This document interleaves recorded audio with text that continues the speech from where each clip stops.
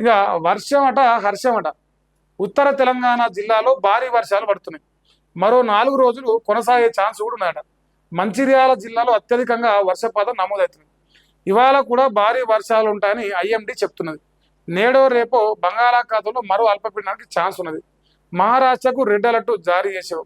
రేపు orange alert కూడా రాబోతున్నది. అక్కడ అతి భారీ వర్షాలు పడితే నదులకు వరదలు వచ్చే అవకాశం అని కూడా అంటున్నారు. మరి తెలంగాణ రాష్ట్రంలో నిన్న మొన్న ఈరోజు కూడా వర్షాలు అయితే చాలా చాలా చాలా ప్రాంతాల్లో పడుతున్నాయి. ఇంకోటి ఇప్పుడు పడే వర్షాలు అంతో ఇంతో రైతులకు ఉపయోగకరమే. ఎందుకంటే అందరూ కూడా పొలాలు ఎండిపోయే స్టేజ్కి వచ్చినాయి, ఇలాంటే పంటలు బీడు బారే స్టేజ్కి వచ్చినాయి. వర్షాలు లేక నిరలు పారుతున్నాయి.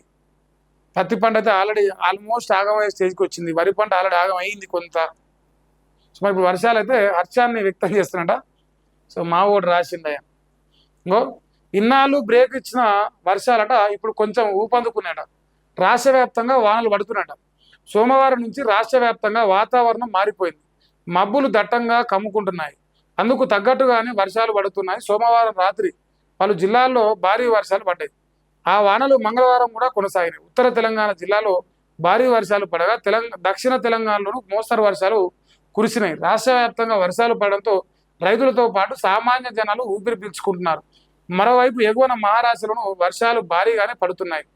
మరో 4 రోజుల పాటు అటు ఎగువన ఇటు మహారాష్ట్రంలోనూ వర్షాలు ఉంటాయని వాతావరణ శాఖ వెల్లడించింది. బుధవారం లేదా గురువారం నాటికి బంగాళాఖాతంలో మరో అల్పపీడనం ఏర్పడే అవకాశం ఉందని, దాని ప్రభావంతో వర్షాలు కొంత మెరుగయ్యే అవకాశం ఉందని అంచనా వేసిందంటే మరి ఏది ఏమైనా వర్షాలు అయితే జర మెరుగుగా ఉండొచ్చు అంటారు. సో వర్షాలు మంచిగా పడితే రాష్ట్రంలో రైతులు సంతోషంగా ఉంటారు. రైతులు సంతోషంగా ఉంటే రాజ్యం సంతోషంగా ఉంటుంది. అంతో ఇంతో 4 మెతుకులు అన్నీ వస్తాయి. ఇప్పుడు మన ప్రాజెక్టుల నుంచి నిలియం, ప్రాజెక్టులన్నీ అడిగంటిపోయినాయి. మనందరూ చేసిన జోలి అని. ఇప్పుడు బీఆర్ఎస్ వాళ్ళు పాపం ఇక్కడ మైనస్ అయ్యారు. ఇంకా నిలబడదాకా వాళ్ళు ఎగిరిరు. ఇలా వర్షాలు పడ్డాయి కాబట్టి జర రైతులు కూడా సలహపడతారు. వాస్తవానికి ఈ అమ్మ ఎవడన్నా ఎక్కడన్నా చావని మాకు వాన పడదరాబాయి అనుకుంటారు. ఇక 3 రోజులు అవుతుంది ముసురు పెట్టింది. ఈ ముసురు ఇంకా 4 రోజులు కంటిన్యూ అవుతుంది అంటారు. సో వారం రోజులు కంటిన్యూషన్ వాన పడితే రైతులు జర నిమ్మలం అవుతారు. సో రైతులకు సంతోషమే, మరి రేవంతానికి ఇంకా సంతోషం. ఎందుకంటే ఇప్పుడు శతగానోడు